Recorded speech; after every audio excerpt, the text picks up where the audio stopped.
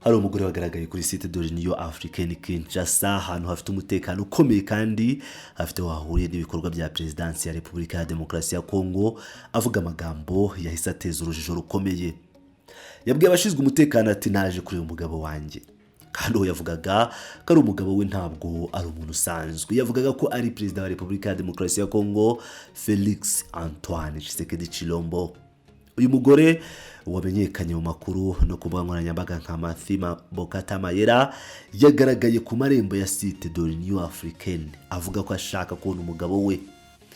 Amashusho y'icyo gihe yahise akwirakwira cyane ku mbuga nkoranyambaga, abantu batangira kwibaza ikibazo kimwe: ese kuko uyu mugore yaba ari umugore wa Perezida Tshisekedi cyangwa hari ikindi kintu kiri inyuma y'aya magambo? Amakuru yatangajwe ku wa 19 Kanama 2026 avuga ko Mathima Bokata Mayera yafashwe n'abashinzwe umutekano nyuma yo kujya muri site cyangwa kuri site de l'Union Africaine avuga ko ari umugore wa Perezida. Ariko hari ikintu gikomeye tugomba guhita dutandukanya: kuba umuntu agaragara muri video avuga ko ari umugore wa Perezida cyangwa kuba hari inyandiko iri gukwirakwira kuri murandasi yanditseho amazina ye, ntabwo bihita bihindura ayo makuru ukuri kwemejwe.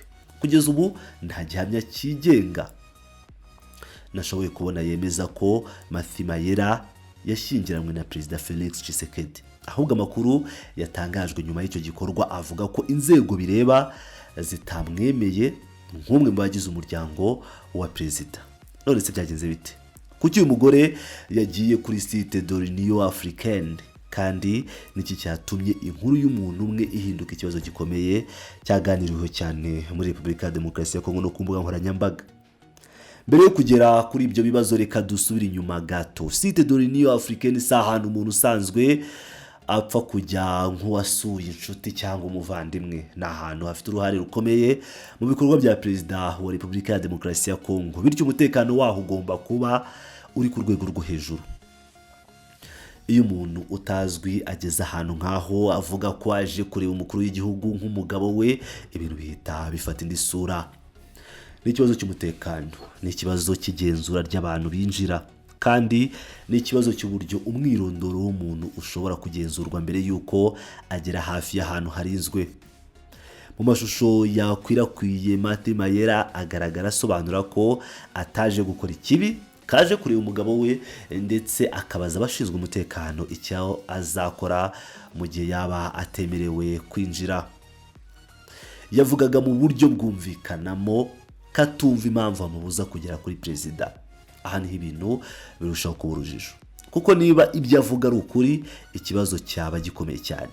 Ni gute umuntu wavugaga ko ari umugore wa Perezida atamenyekana mu rwego rw'umutekano wa Presidence? Ariko niba ibyo avuga ari ukuri cyangwa atari ukuri, ikibazo gihinduka ikindi. Ni gute umuntu yabashije kugera ahantu harinzwe cyane afite inkuru nk'iyo? Ni ibibazo bibiri bitandukanye, ariko byombi bigera ku kintu kimwe: umutekano wa Presidence. Nyuma y'aho amashusho akwirakwiye, inyandiko yamaze kujya hanze, ni ukuvuga ngo ni fiche ijyanye n'imyirondoro y'umuntu, ikaba yatangiye gusakara ku mbuga nkoranyambaga. Iyo nyandiko igaragaza amazina Mathima Bokata Mayera ndetse n'amakuru amwe ajyanye n'imibereho ye. Ariko kuba ifoto y'inyandiko iri kuri internet ntibihagije kugira ngo twemeze ko inyandiko ari umwimerere, ko itahinduwe cyangwa ko amakuru yose ayirimo ari ukuri. Ibi ni ingenzi cyane, kuko muri iki gihe inyandiko y'amafoto ishobora gufatwa nk'ikimenyetso n'abantu benshi, nyamara itaragenzuwe n'inzego zibifitiye ububasha. Niyo mpamvu iyo nyandiko tudakwiye kuyifata nk'ikimenyetso cya nyuma cyemeza ko Mathima Mayera yaba yarashakanye na Perezida Tshisekedi. Icy'ingenzi hano ni uko inkuru y'ubukwe bwa Mathima Mayera na Felix Tshisekedi itaturutse ku itangazo ry'ubukwe cyangwa ku nyandiko yemewe yashyizwe ahagaragara n'inzego zibifitiye ububasha. Yaturutse ku buryo ku by'uyu mugore ubwe yavuze, amashusho y'ibyo yavuze, ndetse n'inyandiko n'amakuru byakwirakwiye ku mbuga nkoranyambaga. Kandi naha tugomba gutandukanya ibintu bitatu: ibyo Mathima Mayera avuga, icyo amashusho agaragaza, n'icy'inzego zemeza. Icyo uyu mugore avuga kirazwi, avuga ko ari umugore wa Tshisekedi kandi ko yashakaga kumubona. icyo amashusho agaragaza nacyo kirazwi. Yagiye kuri site de l'Union Africaine kandi agirana ibiganiro bikomeye n'abashinzwe umutekano. Ariko ikibazo cyo kumenya niba koko ari umugore wa perezida ni ikindi kintu gisaba gihamya yizewe.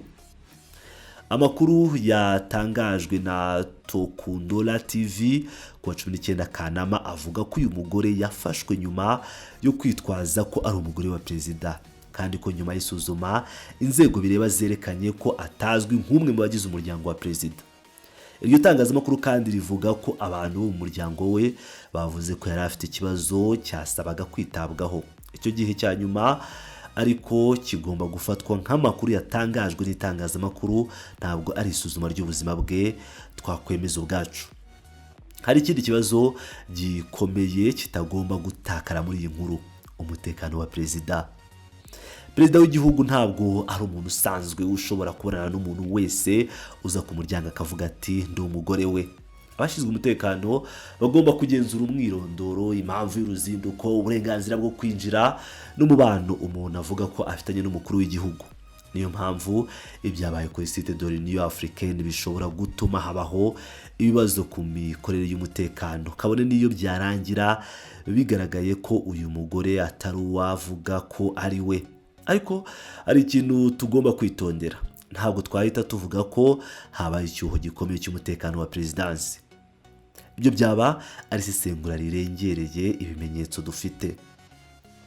Hari ibintu byinshi bitaramenyekana ku buryo uyu mugore yageze aho hantu, abantu yabanje kuvugana nabo, niba yari afite uburenganzira ubwo ari bwo bwose bwo kuhagera, ndetse n'uko inzego z'umutekano zakiriye ikibazo cye mbere y'uko amashusho akwira hanze. Ariko ikibazo cyo kwibaza ku mutekano kiracyahari, kuko iyo umuntu ageze ku kigo gifite umutekano ukomeye avuga ko afite umubano wa hafi n'umukuru w'igihugu, inzego z'umutekano zigomba kugira uburyo bwihuse bwo kugenzura niba ibyo avuga bifite ishingiro. Ariko hari ikindi kintu gikomeye abantu benshi bashobora kuba batabonye: imbuga nkoranyambaga zishobora guhindura ikibazo gito cyane kikaba inkuru y'igihugu mu masaha make. Amashusho ya Matthew Mayera amaze gukwirakwira, abantu batangiye gufata imyanzuro itandukanye. Bamwe batangiye kuvuga ko ashobora kuba yavuze ukuri, abandi bavuga ko nta shingiro bifite, abandi bo bahise bafata ibyabaye nk'ikimenyetso cy'uko umutekano wa perezidansi ushobora kuba ufite ikibazo. Ariko nta na kimwe muri ibyo bigomba gufatwa nk'ukuri kwa nyuma tutarabona gihamya ihagije. Ikibazo cy'ingenzi si uguseka Matthew Mayera cyangwa kumusebya, ikibazo ni ukumenya neza icyabaye. Kuki yagiye kuri site de l'Union Africaine? Yari agamije iki? Yagize yate? Ese hari abantu bari bamushyigikiye cyangwa bamuherekeje? Ese hari inyandiko cyangwa ibimenyetso avuga ko afite bishobora kugenzurwa n'inzego zibifitiye ububasha? Kandi niki cyabaye nyuma y'uko abashinzwe umutekano bamufata? Ibyo nibyo bibazo by'ingenzi kuri Perezida Tshisekedi. Ikibazo gishobora kugira ingaruka ku isura y'umutekano wa perezidansi. Niba umuntu utari wo muryango wa perezida ashobora kugera ahantu nk'aho akagera no kuvugana n'abashinzwe umutekano, inzego zishinzwe umutekano zishobora kwibaza niba uburyo bwo kugenzura binjira babukora neza uko bikwiye. Ariko nanone ntitwakagombye guhita tuvuga ko habaye ikosa rikomeye. Iperereza niryo ryagaragaza niba hari icyuho, niba ari ibintu bisanzwe byakemuwe n'abashinzwe umutekano, cyangwa niba hari ibindi bintu byinshi nyuma y'icyo gikorwa. Ku ruhande rwa Matthew Mayera, niba koko avuga ko afite ibimenyetso byemeza ko yashakanye na perezida, ikibazo cyumvikana ni iki? Ibyo bimenyetso birihe kandi ni izihe nzego zishobora kubigenzura? Niba hari inyandiko yemewe, inzira ikwiye nuko yashyikirizwa inzego zibifitiye ububasha, aho kuba ikibazo gishingira ku mashusho y'imbuga nkoranyambaga. Kugeza ubu nta gihamya yigenga ihagije twabonye yemeza ko ubukwe buvuga bwabayeho. None se bigiye kurangira bite? Niba ibi bikomeje kuvugwa ku mbuga nkoranyambaga, birashoboka ko hazakomeza gusohoka amashusho, inyandiko cyangwa abantu bavuga ko bazi amateka ya Matthew Mayera. Ariko inyandiko cyangwa amashusho bishya nabyo bizakenerwa kugenzurwa. Ikindi gishoboka nuko inzego za Repubulika ya Demokarasi ya Kongo zatanga ibisobanuro birambuye kurushaho ku cyabaye, cyane cyane ku buryo uyu mugore yageze kuri site de l'Union Africaine n'icyemezo cyafashwe nyuma yo kumufata. ariko kugeza ubu nta gihamya ihagije yatuma tuvuga ko hari ubukwe bw'ibanga hagati ya Martin Mayera na Felix Tshisekedi. Nta nubwo dukwiye kuvuga ko ibintu byose byabayeho byasobanutse neza. Icyo dushobora kuvuga tudashidikanya nuko hari umugore wagiye kuri site de l'Union Africaine kwa 19 Kanama 2026 akavuga ko ari umugore wa Perezida Tshisekedi. Amashusho y'ibyo avuga akajya ku nkoranyambaga maze muri gahinduka ikibazo cyaganiriweho cyane, ariko inkuru nyayo iracyafite igice tutarabona. Niki cyabaye nyuma y'aya mashusho? Ese Martin Mayera yari afite impamvu yihariye yatumye ajya kuri perezidansi? Ese hari inyandiko cyangwa ibimenyetso ashobora gushyira ahagaragara? Ese inzego z'umutekano zakoze iperereza ryimbitse ku buryo yageze kuri site de l'Union Africaine? Kandi niba yaribeshyaga, niki cyamuteye kwemera ko perezida ari umugabo we? Ibyo nibyo bibazo bigomba gusubizwa, kuko mu nkuru nk'iyi amashusho ashobora gukurura amatsiko mu minota mike, ariko kuri gusaba ibimenyetso. Kugeza igihe ibyo bimenyetso bigaragara, Martin Mayera agomba kuvugwaho nk'umuntu wavuze ko ari umugore wa Perezida Felix Tshisekedi, ntabwo ari nk'umugore wa perezida wemejwe, kandi ibyo ni itandukaniro rikomeye. Ku rundi ruhande, iyi nkuru yibutsa abantu ko umutekano w'inzego nk'izi utagomba gupimirwa ku mashusho yo kuri interinete gusa. Igisubizo nyacyo kizava mu iperereza, mu nyandiko zemewe no mu bisobanuro by'inzego zibifitiye ububasha. Niyo mpamvu ikibazo gikomeye kitari gusa ngo Martin Mayera ni umugore wa Tshisekedi. Ikibazo gikomeye kurushaho ni iki?